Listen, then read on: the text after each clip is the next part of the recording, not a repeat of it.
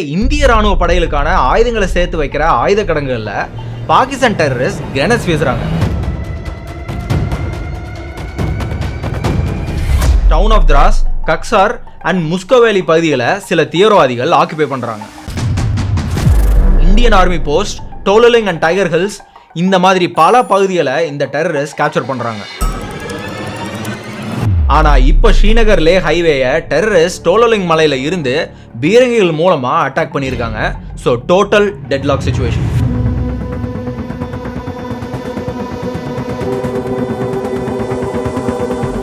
இந்த சியாச்சின் பனிப்பாறை தான் பாகிஸ்தான் அவங்களோட கண்ட்ரோலுக்கு கீழே கொண்டு வர நினைச்சாங்க.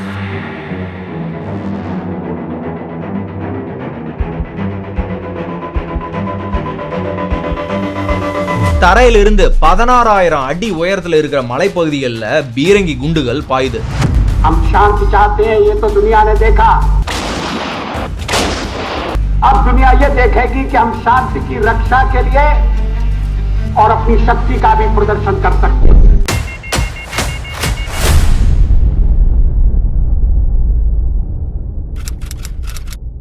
Taking place far, far away in the mountains of Kashmir.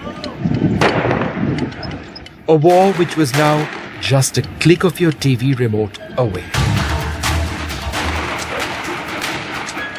It was a war that regenerated patriotism, pride in the nation, pride in the ability of 20-something soldiers who didn't think twice about marching to their death.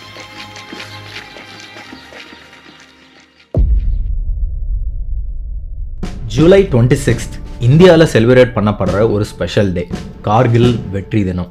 1999 இந்தியாவுக்கும் பாகிஸ்தானுக்கும் இடையில நடந்த ஒரு போர் தான் Kargil. India பல போர்களையும் வெற்றிகளையும் பார்த்துருக்கு. ஆனால் இந்த கார்கில் போரோட வெற்றி மட்டும் ஸ்பெஷலாக செலிப்ரேட் பண்ணுறதுக்கு காரணம் என்ன? ஏன் இந்த போர் மட்டும் இன்னைக்கு வரைக்கும் மறக்க முடியாத ஒரு போராக இருக்குது? அதுக்கு காரணம் இந்த போர் நடந்தது கிட்டத்தட்ட 16-18,000 அடி உயரத்தில் இருக்கிற கார்கில் மலைப்பகுதிகளில். இப்படி மே மந்த் 1999 ஸ்டார்ட் ஆன கார்கில் போர் ஜூலை மந்தில் தான் முடியுது. 3 மாதம் தொடர்ந்து நடந்த இந்த போர் நம்ம இந்திய ராணுவம் எப்படி டேக்கிள் பண்ணாங்க? டே பை டே அந்த பனிமலைகள் எரிமலையானது எப்படி? கொஞ்சம் திரும்பி பார்க்கலாம். 1999 மே மாதம் கார்கில் யுத்தம். கார்கில் ஜம்மு அண்ட் காஷ்மீரில் லைன் ஆஃப் கண்ட்ரோலுக்கு பக்கத்தில் இருக்கிற ஒரு சிட்டி. எல்ஓசினா லைன் ஆஃப் கண்ட்ரோல். பாகிஸ்தானுக்கும் இந்தியாவுக்கும் நடுவில் இருக்கிற ஒரு எல்லை கோடு. இதுதான் அந்த லைன் ஆஃப் கண்ட்ரோல். இங்கே பேட்ரோலிங்கில் இருக்கிற சோல்ஜர்ஸ் அங்கங்கே டென்ட் மாதிரி போட்டு ஸ்டே பண்ணிட்டு இருப்பாங்க. இது இந்தியன் மிலிட்ரி போஸ்ட் அப்படின்னு சொல்லுவாங்க. இதுதான் இந்தியன் மிலிட்ரி போஸ்ட். இந்த மிலிட்ரி போஸ்ட் லைன் ஆஃப் கண்ட்ரோலுக்கு பக்கத்தில் இருக்கிற இந்த Siachen glacier, Saltoro range and Tangdhar sector அப்படின்னு டோட்டலாக 3 இடத்துல இருந்திருக்கு. அதே மாதிரி பாகிஸ்தான் மிலிட்ரி போஸ்ட்டும் லைன் ஆஃப் கண்ட்ரோலுக்கு பக்கத்தில் இருக்க இந்த கோமாலையும் பால்டோரோ கிளேஷியர்லையும் இருந்திருக்கு. இது முழுக்க மலைப்பகுதி அப்படின்றதுனால இங்கே நார்மலாகவே டெம்பரேச்சர் -40-60 டிகிரி செல்சியஸாக இருக்கும். கார்கில் டிஸ்ட்ரிக்டில் பெட்டாலிக் டவுனுக்கு பக்கத்தில் இருக்கிற ஒரு வில்லேஜ் தான் கார்கோன். 1999 மே 3 அன்னைக்கு அந்த கிராமத்தில் இருந்த தாஷி நம்கியால் அப்படிங்கிற ஒரு ஆடு மேய்க்கிற ஒருத்தர் தற்செயலாக கார்கில் பெட்டாலிக் செக்டரில் லைன் ஆஃப் கண்ட்ரோலோட இந்திய பகுதிகளில் சிலர் கும்பலாக இருக்கிறத பார்த்து ஷாக் ஆகிறாரு. ஏன்னா அது வின்டர் சீசன். இந்தியன் ஆர்மி யாருமே அங்கே இருக்க மாட்டாங்க. நம்கியால் பைனாக்குலர் எடுத்து தெளிவாக பார்க்குறப்ப அங்கே பத்தான் ட்ரெஸ்ஸில் இருந்த சில பேரையும் இராணுவ வீரர்கள் சிலர் அங்கே பதுங்குழிகளில் தோண்டிட்டு இருக்கிறதையும் பார்க்குறாரு.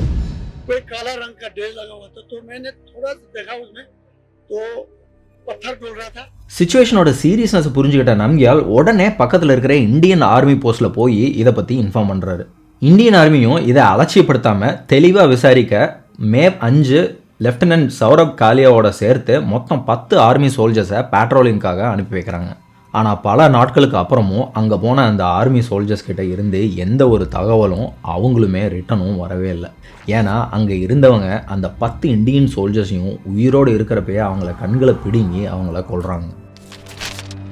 Initial examination of the mortal remains reveals that the bodies have been disfigured and mutilated. இதை பற்றி இந்தியா பாகிஸ்தான் கூட பேச்சுவார்த்தை நடத்தினப்போ அது நிச்சயமாக பாகிஸ்தான் இராணுவம் கிடையாது, தீவிரவாதிகள் தான் அப்படின்னு அவங்களுக்கு இன்ஃபர்மேஷன் கிடைக்குது.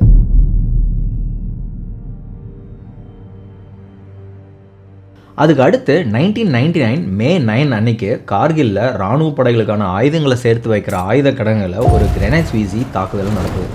அதுக்கு அடுத்த நாள் மே 10ஆம் தேதி இந்த இந்திய பகுதியான down of Dras, கக்சர் and Mushkoh வேலி பகுதிகளில் சில தீவிரவாதிகள் ஆக்கிபை பண்ணுறாங்க. இந்த பகுதிகளில் இருந்த பல strategic points Indian army post, Tololing and Tiger Hills, 0.4875, 0.4388, 0.4251 and 0.5353 இந்த மாதிரி பல பீக்குகளை இந்த டெரரிஸ்ட் கேப்சர் பண்ணுறாங்க. இந்த மலைகள் கிட்டத்தட்ட கடல் மட்டத்தில் இருந்து 16,000 ஃபீட் ஹைட்லேயும் 80 டிகிரி வெர்டிக்கலாகவும் இருக்கும். இங்கே நீங்கள் பார்த்தீங்கன்னா இதோட பீக் என்னங்கிற ஐடியா உங்களுக்கே தெரியும். இராணுவ வீரர்களாகவே இருந்தாலும் இந்த மலைப்பகுதியில் புதுசாக போகிறப்போ ஆக்சிஜன் ரொம்பவே கம்மியாக இருக்கும். ஸோ மூச்சு விடுறது ரொம்பவே கடினமான ஒரு விஷயம். ஸோ இந்த அட்மாஸ்பியரை அடாப்ட் பண்ணிக்கவே 2-3 நாள் எடுக்கும். வேர்ல்ட்லேயே இவ்வளோ ஹைட்டில் இருக்கிற ஒரு மவுண்டன் ரேஞ்சில் நடந்த முதல் போர் இதுதான். இந்த இன்ஃபில்ட்ரேஷன் ஆப்ரேஷனை பாகிஸ்தான் தரப்பில் ஆப்ரேஷன் பத்ர் அப்படின்னு கோட் நேம் கொடுக்குறாங்க. இப்படி பாகிஸ்தானால் கைப்பற்றப்பட்ட இந்திய பகுதிகளை ரீகேப்சர் பண்ணுறதுக்கான இந்தியா தொடங்கினது தான் ஆப்ரேஷன் விஜய். 30,000க்கும் அதிகமான இந்திய போர் வீரர்கள் இந்த ஆப்ரேஷனில் கலந்துக்கிட்டாங்க. இந்த போரில் மலையோட பாதி தூரத்துக்கு போகிறப்பயே இந்தியன் சோல்ஜர்ஸை பார்த்த பாகிஸ்தான் வீரர்கள் மேலே இருந்து பாறைகளை உருட்டி விட்டும் துப்பாக்கி சூடு நடத்தியும் இந்திய வீரர்கள் மேலே பல தாக்குதலை நடத்தியிருக்காங்க. இதுக்காகவே இந்தியன் சோல்ஜர்ஸ் நைட்டில், அதுவும் மூணு இல்லாத நைட்டில் தான் பாகிஸ்தான் வீரர்கள் ஆக்குபை பண்ணியிருந்த மலைப்பகுதிகளில் ஏறுறாங்க. ஒவ்வொரு மலையும் ஏறுறதுக்கு கிட்டத்தட்ட 7லேருந்து 11 மணி நேரம் ஆயிருக்கு. இந்தியாவோட பலத்தை அதிகரிக்கிற வகையில் மே 26 இந்திய விமானப்படை களத்தில் இறங்குறாங்க. அதுதான் இந்தியன் ஏர்ஃபோர்ஸோட ஆப்ரேஷன் சஃபேத் சாகர்.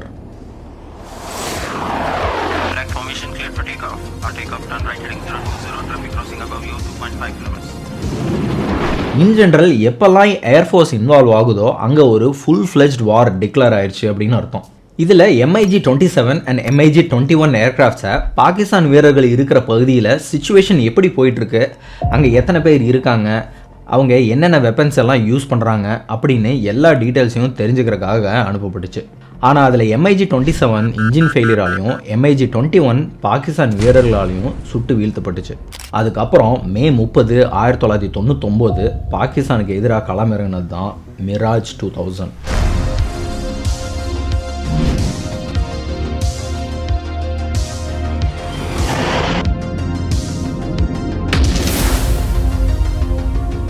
ஃப்ரான்ஸ் 1970 உருவாக்கின 4th ஜென்ரேஷன் ஏர்க்ராஃப்ட் தான் இந்த மிராஜ் 2000. இதோட ஸ்பீட் மாக் 2.2, கிட்டத்தட்ட 1 மணி நேரத்தில் சுமார் 2340 கிலோமீட்டர் வரை போகும். அண்ட் இதனால் 59,000 அடி உயரம் வரை பறக்க முடியும். இந்த பிளேனில் இருக்க ஃபியூவல் கெப்பாசிட்டிக்கு தொடர்ந்து 1600 கிலோமீட்டர் வரை ட்ராவல் பண்ண முடியும். மிராஜ் 2000ல் ஈஸி மேனுவரபிலிட்டி அண்ட் லெஸ் ட்ராகும் இருக்கும். ட்ராக் அப்படிங்கிறது ஒரு ஏரோடைனமிக் ஃபோர்ஸ். இப்போ நார்மலாக ஏர்க்ராஃப்ட் போகிறப்போ எதிர் திசையில் வீசுகிற காற்றோட இயக்க விசை ஏர்க்ராஃப்டோட ஸ்பீடை கம்மி பண்ணும். இந்த காற்று இயக்க விசையை தான் ட்ராக் அப்படின்னு சொல்லுவோம். இங்கே ட்ராகை விட மிராஜ் 2000ஓட ஃபோர்ஸ் அதிகமாக இருக்கும். இதோட engine Snecma M53 P2 turbofan engine. Maximum thrust 98 kilo newtons. Thrust அப்படின்றது just opposite to drag. So இந்த மிராஜ் 2000 யூஸ் பண்ணி இவ்வளவு அடி உயரத்தில் இருந்து துல்லியமாக லேசர் கைடட் பாம்ஸை பாகிஸ்தான் வீரர்கள் மேலே போட்டு அடித்து நவுத்திருக்காங்க. இதோட இன்னொரு பெயர் தான் ப்ரிசிஷன் கைடட் அம்யூனிஷன். ஏன்னா இதில் சரியாக 8 குண்டுகள் மட்டும்தான் இருக்கும். இதில் ஃபஸ்ட்டு லேசர் பீமை யூஸ் பண்ணி டார்கெட் பிளேஸை இலிமினேட் பண்ணி வைப்பாங்க. அதுக்கப்புறம் அந்த டார்கெட் பிளேஸில் இருந்து ரிஃப்ளெக்ட் ஆகிற பீமோட ரிஃப்ளெக்ஷன் மூலமாக டார்கெட் பண்ண பிளேஸில் பைலட்டுக்கு ஏர்க்ராஃப்டில் இருக்கிற செக்ஸ்டன்ட் VE-130 ஹெட்ஸ்அப் டிஸ்பிளேயில் ஷோ ஆகும். ஸோ இப்படி இந்த டெக்னாலஜிலாம் யூஸ் பண்ணி எதிரிகளை காலி பண்ணது மட்டும் இல்லாமல் அதுக்கப்புறம் தாக்கப்பட்ட இடத்த அந்த ஏர்க்ராஃப்டில் இருந்து கேமரா மூலமாக ஃபோட்டோஸ் அண்ட் வீடியோஸ் எடுத்து இந்தியன் ஏர்ஃபோர்ஸுக்கு அனுப்பியும் வச்சிருக்கு. ஜூன் 19 போஃபோர்ஸ் பீரங்கிகளும் கார்கில் போரில் பயன்படுத்தப்பட்டிருக்கு. தரையிலிருந்து 16,000 அடி உயரத்தில் இருக்க மலைப்பகுதிகளில் பீரங்கி குண்டுகள் வீசப்பட்டிருக்கு. What you see behind you are multi-barrel rocket launchers. They're going to target directly on top of Tiger Hills, and the role they play is to saturate the targets on top of Tiger Hills by dumping a very large amount of explosives onto the targets in a very short duration of time.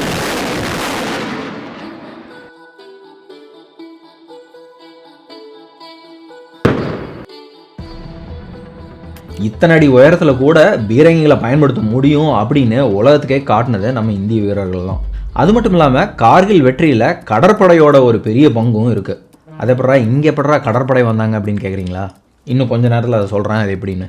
இந்த போரோட வெற்றி நமக்கு சந்தோஷத்தை கொடுத்தாலும் இந்த போருக்கு பின்னாடி இருக்க இந்திய இராணுவ வீரர்களோட உயிர் தியாகமும் இழப்புகளும் மறக்க முடியாத சோகம் தான் சொல்லணும்.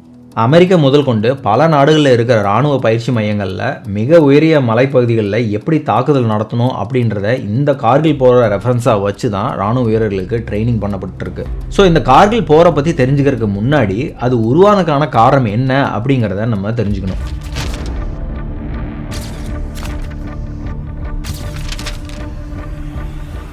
சியாச்சின் பனிப்பாறை வேர்ல்ட்ஸ் நான் போலார் ரீஜனில் இருக்க செகண்ட் லாங்கஸ்ட் கிளேஷியர். இது ஹிமாலயாஸில் ஈஸ்டர்ன் கரக்கோரம் ரேஞ்சில் லொக்கேட் ஆகிருக்கிற ஒரு மிகப்பெரிய பனிப்பாறை. இந்த ரீஜனில் டெம்பரேச்சர்னு பார்த்தோம்னா -48 to -50 டிகிரி செல்சியஸ் வரல இருக்கும். இந்த சியாச்சின் பனிப்பாறை தான் பாகிஸ்தான் அவங்களோட கண்ட்ரோலுக்கு கீழே கொண்டு வர நினச்சாங்க. 1947 to 1948 நடந்த ஃபர்ஸ்ட் இண்டோ பாகிஸ்தான் வாரில் பாகிஸ்தான் பார்ட் ஆஃப் காஷ்மீரை அவங்களோட கட்டுப்பாட்டுக்குள்ளே கொண்டு வந்தாங்க. இந்த வாரில் லடாக்கோட சக்கர்து அண்ட் பல்திஸ்தான் ரீஜனை பாகிஸ்தான் ஆக்குபை பண்ணுறாங்க. Our Leh and Kargil district இந்தியாவோட கண்ட்ரோலில் ஜம்மு அண்ட் காஷ்மீர் கூட தான் இருந்தது. அடுத்ததாக 1971 நடந்த ஒரு போரில் பாகிஸ்தான் இந்தியா கிட்ட தோற்று போனாங்க. அப்போ 1972 ஜூலை 2 அப்போதைய Indian prime minister Indira Gandhi and Pakistan prime minister Zulfikar Ali Bhutto 2 பேரும் ஒரு அக்ரிமெண்ட்டில் சைன் பண்ணாங்க. அதுதான் ஷிம்லா அக்ரிமெண்ட். இதில் தான் இந்தியாவுக்கும் பாகிஸ்தானுக்கும் நடுவில் லைன் ஆஃப் கண்ட்ரோல், அதாவது LOC அப்படிங்கிற கான்செப்டை கொண்டு வந்தாங்க. இந்த கார்கில் அட்டாக் ஆக்சுவலாக இந்த அக்ரிமெண்ட்டோட டைரக்ட் பிரீச். பாகிஸ்தானுக்கும் இந்தியாவுக்கும் இடையில இருக்க இந்த கட்டுப்பாட்டை கோட்டை மீறி பாகிஸ்தானும் சரி இந்தியாவும் சரி போகக்கூடாது அப்படின்னும் போர் தொடுக்கக்கூடாது அப்படின்னும் இந்த அக்ரிமெண்ட்டில் போடப்பட்டுச்சு.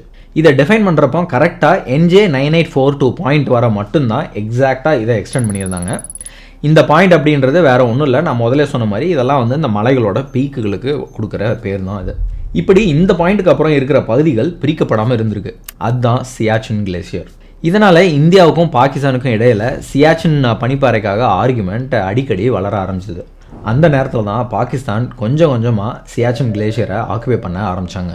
இதனால் 1984 மெக்தூத் அப்படின்ற ஒரு ஆப்ரேஷனை இந்திய ராணுவம் பாகிஸ்தான் மேலே இம்ப்ளை பண்ணி எல்லோரையும் அங்கேருந்து விரட்டி அடிச்சிருக்காங்க. இதுக்கு அடுத்ததாக தான் பாகிஸ்தான் எப்படியாவது இந்த இடத்தையும் திருப்பியும் கேப்சர் பண்ணிடணும் அப்படின்னு அதுக்காக 1984 இருந்து 1999 வரைக்கும் இதுக்காக இந்தியா மேலே சின்னதாக 5 வாட்டி தாக்குதலும் நடத்தியிருக்காங்க. அதுக்கப்புறம் பெரிய அளவில் ஒரு போரை கண்டிப்பாக இந்தியா மேலே தொடுத்தே ஆகணும் அப்படின்னு பாகிஸ்தான் முடிவு பண்ணுறாங்க. அதுக்கு அவங்க செலக்ட் பண்ண இடம் தான் கார்கில். குறிப்பாக இந்த கார்கிலை செலக்ட் பண்ணதுக்கான ரீசன் என்ன அப்படின்னா ஸ்ரீநகர் சிட்டியும் அவங்களோட கட்டுப்பாட்டுக்குள்ளே கொண்டு வரணும் அப்படிங்கிறது தான்.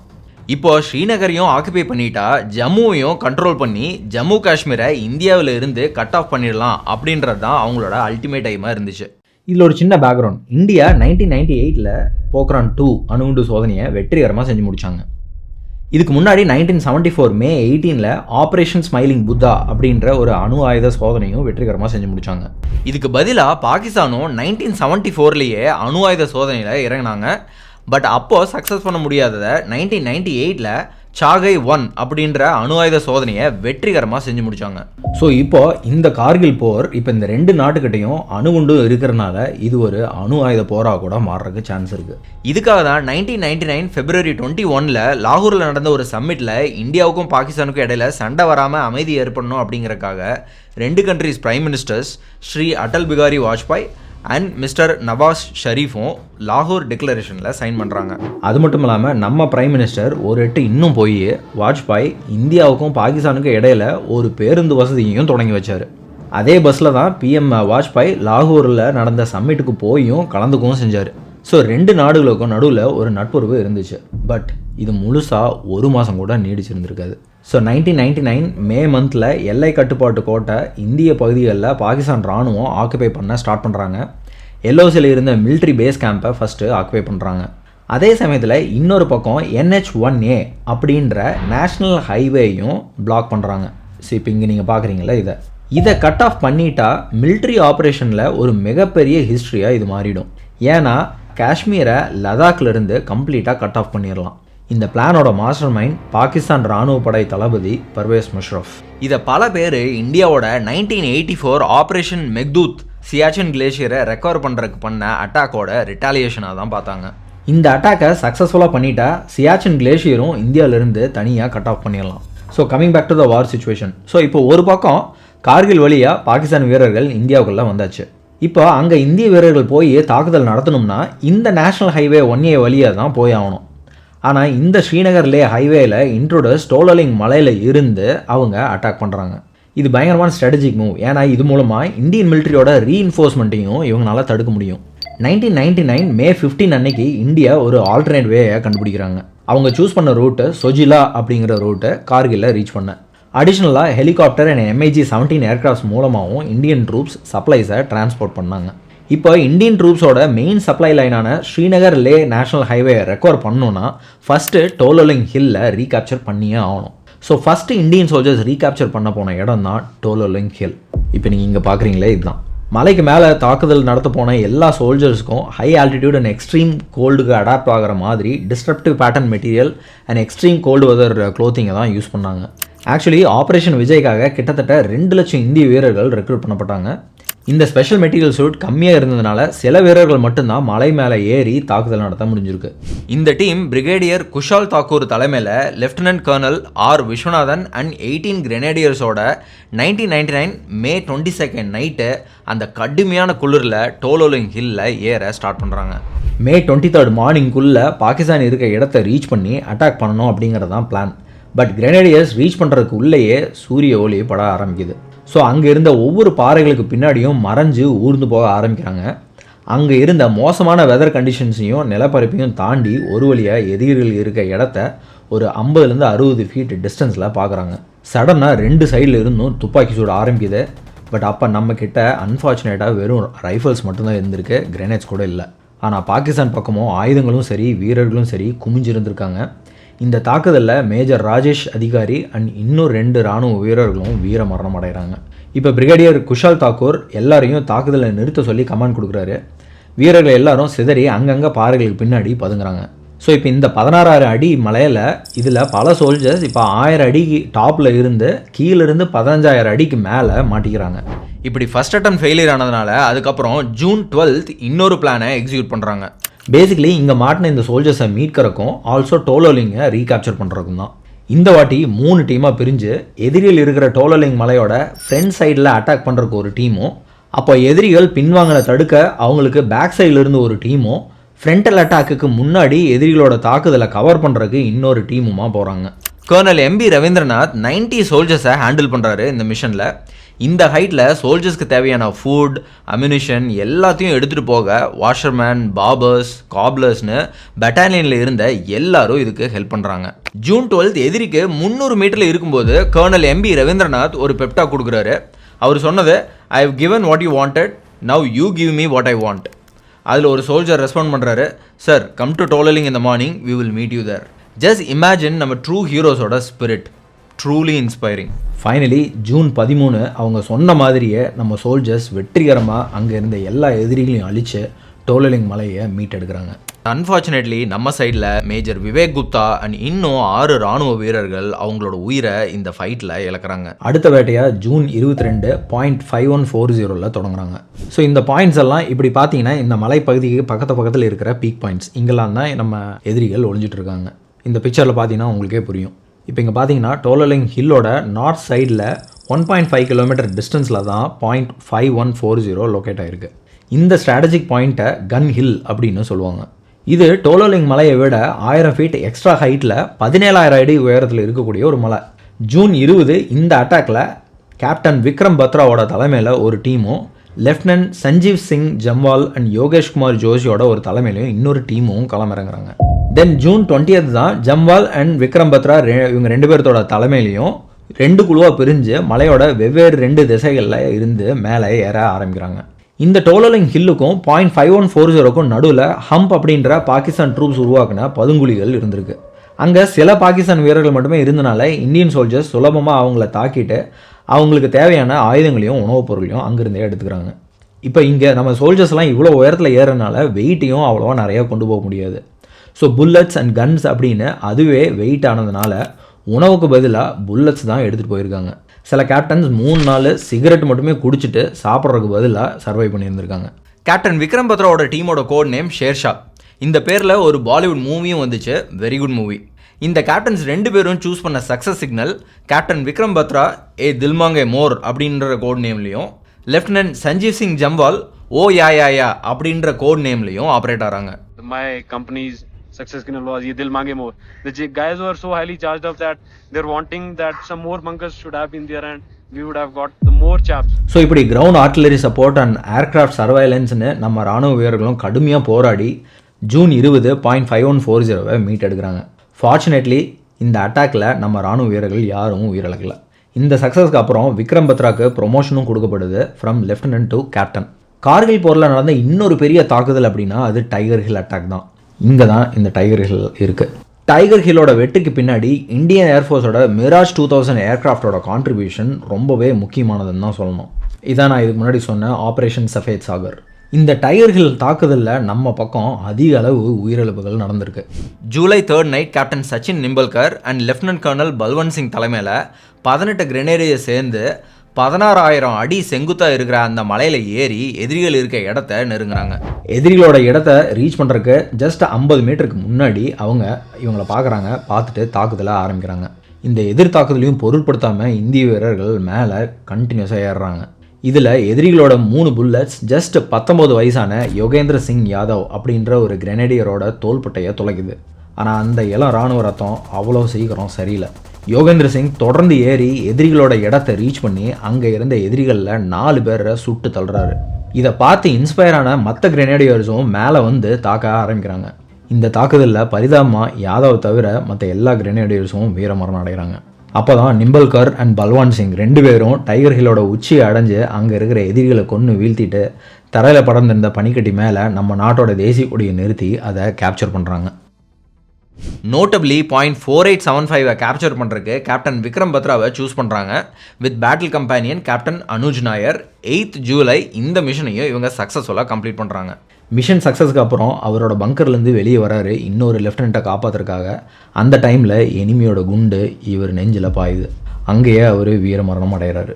So captain Vikram Batra, captain Anuj Nayyar unfortunately நம்ம பெஸ்ட் சோல்ஜர்ஸ் 2 பேரும் இந்த பாயிண்ட்டை கேப்சர் பண்ணும்போது வீரமரணம் அடைகிறாங்க.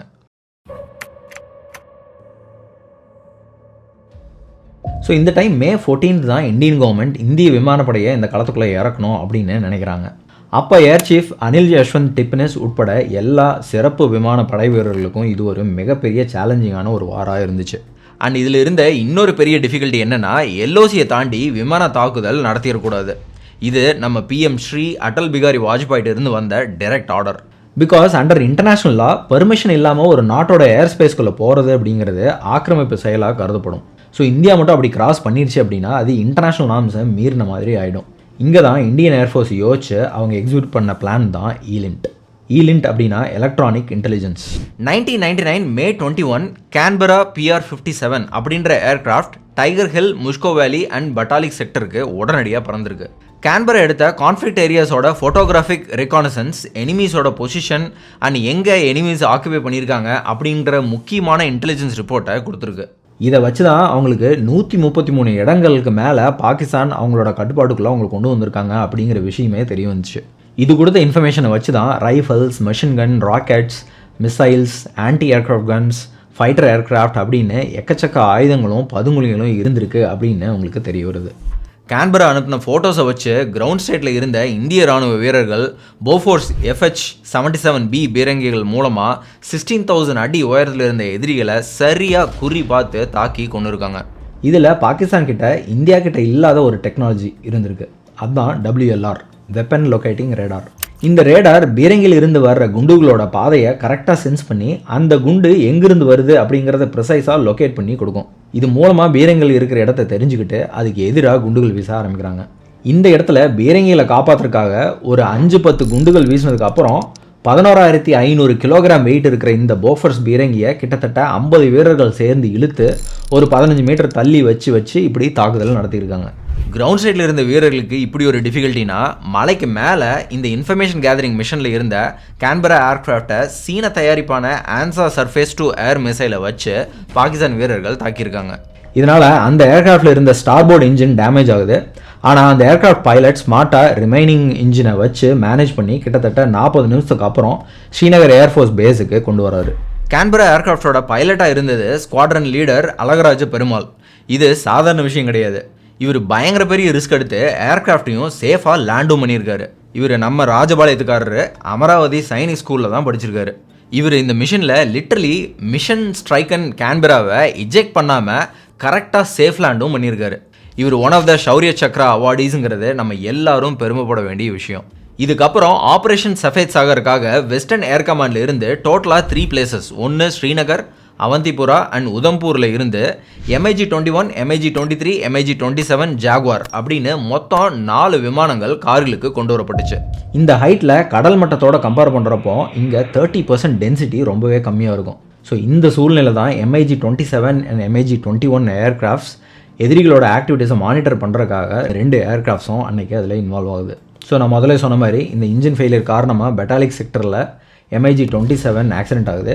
MiG-21 பாகிஸ்தான் மிலிட்ரியால் சுட்டு வீழ்த்தப்படுது. ஸோ இப்படி back to back set back இந்தியாவுக்கு வருது.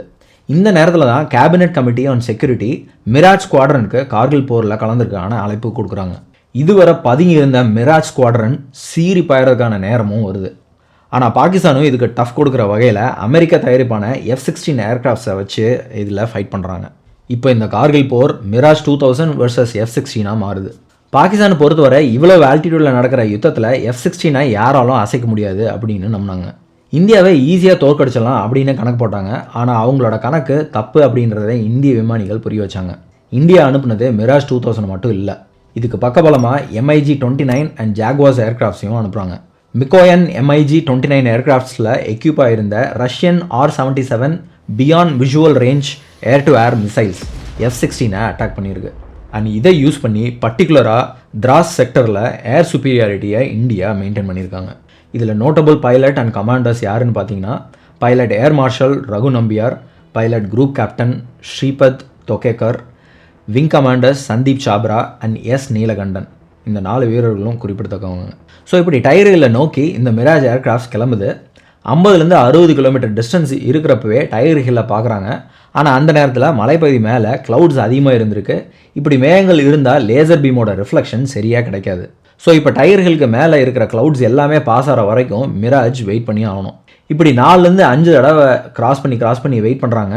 அதுக்கப்புறம் ஏர்க்ராஃப்டோட ஆல்டிடியூடு 1000 ஃபீட்டுக்கு குறைக்கப்படுது. அப்போ அதை கவனித்த பாகிஸ்தான் வீரர்கள் மிராஜ் 2000 நோக்கி ஷோல்டர் லான்ச்டு மிசைல்ஸை லான்ச் பண்ண ஸ்டார்ட் பண்ணுறாங்க. அதுக்கப்புறம் உடனே மிராஜ் 2000 பொசிஷனை சேஞ்ச் பண்ணி இப்போதைக்கு டைகர்கள் அட்டாக் வேண்டாம் அப்படின்னு சொல்லி அங்கேருந்து ஸ்ரீநகர் பேஸுக்கு ரிட்டர்ன் ஆகுறாங்க. அதுக்கு அடுத்த நாளே ஜூன் 24 மறுபடியும் டைகர்களை நோக்கி மிராஜ் 2000 கிளம்புது. பட் இந்த வாட்டி 2 விமானங்கள் இல்லை, 3. ஜூன் 23 போன அதே 2 மிராஜ் 2000 அதுக்கு பின்னாடி ஒரு ஏர்கிராஃப்டில் chief of air staff Anil Yashwant டிப்னிஸும் சப்போர்ட் கமாண்டிங்காக இருந்திருக்காரு. கிளம்புறதுக்கு முன்னாடி 4 விமானப்படை வீரர்களுக்கும் யஷ்வந்த் டிப்னிஸ் ஸ்பெசிஃபிக்காக 2 இன்ஸ்ட்ரக்ஷன் கொடுக்குறாரு. ஒன்று, டைகர் ஹில் 50 கிலோமீட்டர் டிஸ்டன்ஸில் இருக்கிறப்ப டார்கெட்டை எய்ம் பண்ண சொல்கிறாரு. அதே மாதிரி கரெக்டாக மலைக்கு 2000 அடிக்கு மேலே தான் நம்ம பறக்கணும் அப்படின்னு சொல்கிறாரு. இப்போது வெதர் ஃபேவரபுளாக இருந்திருக்கு. லேசர் பீமை பாஸ் பண்ணி டார்கெட்டை செட் பண்ணுறாங்க. பீம் ரிஃப்ளெக்ஷனை டிஸ்பிளேல பார்த்து சரியாக பாகிஸ்தான் வீரர்கள் ஆக்குபை பண்ணியிருக்க பகுதியில் 600 கிலோகிராம் வெயிட்டட் லேசர் கைடட் பாம்ஸை வீசி சும்மா சிதறடிக்கிறாங்க. பாகிஸ்தானோட எல்லா பொசிஷனும் ஆயுதங்களும் பீஸாக இருக்குது. இந்த அட்டாக் தான் இந்தியா கார்கில் போரில் வெற்றி வாகை சூடுறதுக்கான முக்கிய காரணமாக இருந்திருக்கு. ஏன்னா இங்கே தான் பாகிஸ்தான் அதிக அளவு பகுதியை ஆக்குபை பண்ணியிருந்திருக்காங்க. இது மூலமாக பாகிஸ்தானோட சப்ளை லைன் கன் பாயிண்ட்ஸ் 80% வரை அளிக்கப்பட்டிருக்கு.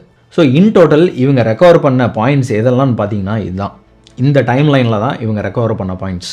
18th May points 4295 and 4460, 13 June 0.4590, 28 June 4700, 29 June Black Rock, 3 Pimple and Knoll அப்படின்ற பகுதிகளை கேப்சர் பண்ணியிருக்காங்க.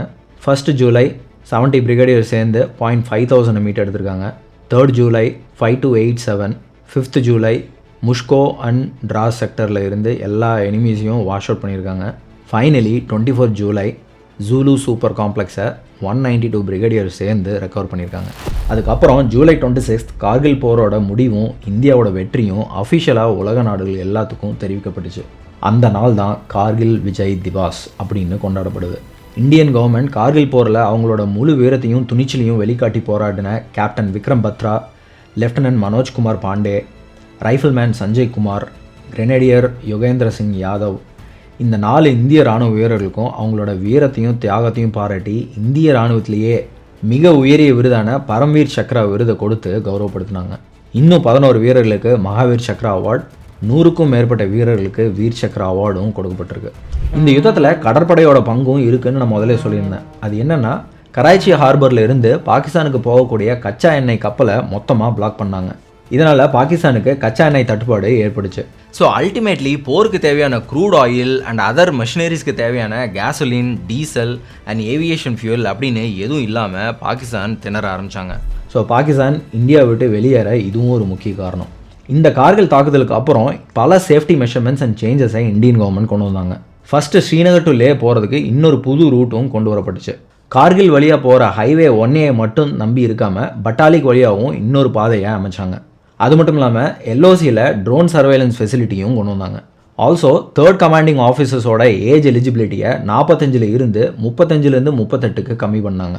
4th ஸ்னோ ரீஜனில் மிலிட்ரி ஆஃபீஸர்ஸ் வேர் பண்ணக்கூடிய 5 lakhs மெட்டீரியல் ஷூட்டை எமர்ஜென்சி சுச்சுவேஷனுக்காக ரிசர்வ் பண்ணி வச்சாங்க. அக்டோபர் 99 பாகிஸ்தான் ராணுவ தளபதி பர்வேஸ் முஷரஃப் PM நவாஸ் ஷெரீஃபை டீடைன் பண்ணி கான்ஸ்டியூஷனை சஸ்பெண்ட் பண்ணுறாரு. அது மட்டும் இல்லாமல் ஹோல் கண்ட்ரியில் மிலிட்ரி கண்ட்ரோலையும் கொண்டு வராரு. ஓவராலாக கண்ட்ரியில் எமர்ஜென்சி டிக்ளேர் ஆகுது. 2019 பாகிஸ்தான் நீதிமன்றம் இந்த கார்கில் போருக்கு அடிப்படை காரணமாக இருந்த பாகிஸ்தான் ராணுவ தளபதி பர்வேஸ் முஷரஃப்க்கு மரண தண்டனை கொடுத்து தீர்ப்பு வழங்குறாங்க. பட் லாகூர் கோர்ட் மூலமாக இந்த தண்டனை அதுக்கப்புறம் ரத்து செய்யப்பட்டுச்சு. இதுக்கப்புறம் கார்கில் வாரில் உயிரிழந்த வீரர்களோட நினைவாக இந்தியன் ஆர்மி திராஸில் கார்கில் வார் மெமோரியல் அமைச்சாங்க. இந்த திராஸ் வார் மெமோரியலுக்கு பர்சனலாக போய் என்னோட ரெஸ்பெக்டை நம்ம சோல்ஜர்ஸ்க்கு கொடுக்குற வாய்ப்பும் எனக்கு கிடச்சிது. இன் லாட் ஆஃப் வேஸ் இந்த வார் ஹீரோஸ்னால தான் இன்றைக்கும் நம்ம சுதந்திரத்தை நம்மளால் உணர முடியுது அப்படிங்கிறதுல சந்தேகமே இல்லை. இந்த கார்கில் போர் முடிஞ்சதுக்கு அப்புறம் பிரிகேடியர் MPS பஜ்வா அப்படின்ற ஒரு இந்திய ராணுவ வீரர் பாகிஸ்தான் கவர்மெண்ட்டுக்கு ஒரு லெட்டர் அனுப்புகிறாரு. அதில் அவர் எழுந்தது என்னென்னா, கேப்டன் கர்னல் ஷேர்கான் அப்படின்ற ஒரு பாகிஸ்தான் ராணுவ வீரரோட பேரை குறிப்பிட்டு, இவர் கடைசி வரைக்கும் தனி ஆளாக தைரியத்தோட நேருக்கு நேர் நின்று எங்களோட போராடின ஒரு மாபெரும் வீரர், இவரோட வீரம் இந்த உலகத்துக்கு தெரியணும் அப்படின்னு எழுதியிருந்தார். இந்த லெட்டரை படித்த பாகிஸ்தான் கவர்மெண்ட் அந்த பாகிஸ்தான் வீரருக்கு அவங்க நாட்டு இராணுவத்தில் கொடுக்கக்கூடிய மிக உயரிய விருதான நிஷானி ஹைதர் அவார்டை கொடுத்து கௌரவப்படுத்தியிருக்காங்க. அதே மாதிரி டைகர் ஹில்லில் சிறைப்பிடித்த பாகிஸ்தான் வீரர்கள் துளியும் துன்புறுத்தப்படாமல் போருக்கு பிறகு மறுபடியும் இந்தியன் கவர்மெண்ட் பாகிஸ்தான்கிட்ட ஒப்படைச்சிருக்காங்க. சில வீரர்களோட இறந்த உடலையும் அந்த உயரிய மலையிலேயே இஸ்லாமிய சடங்குகள் படி அடக்கமும் செஞ்சுருக்காங்க. பலத்தை வெளிக்காட்டுறவன் மட்டும் வீரனாகிட முடியாது, பலத்தோட மனிதாபிமானத்தையும் வெளிக்காட்டுறவன் தான் ஒரு சிறந்த வீரனாக இருக்க முடியும். இதுக்கு நம்ம இந்தியன் ஆர்மியும் இந்தியன் சோல்ஜர்ஸும் ஒரு பெர்ஃபெக்ட் எக்ஸாம்பிள். இந்த வீடியோ உங்களுக்கு பிடிச்சிருந்ததுன்னா இங்கே கிளிக் பண்ணி 26/11 மும்பை அட்டாக்கில் நம்ம Indian police and NSG commandos பண்ண சாக்ரிஃபைஸஸை பற்றி வீடியோவை போட்டிருக்கேன், பார்த்து தெரிஞ்சுக்கோங்க. இந்த போரை பற்றி உங்களோட கருத்து என்ன கமெண்ட்ஸில் கண்டிப்பாக மென்ஷன் பண்ணுங்கள். This is Jaison signing off.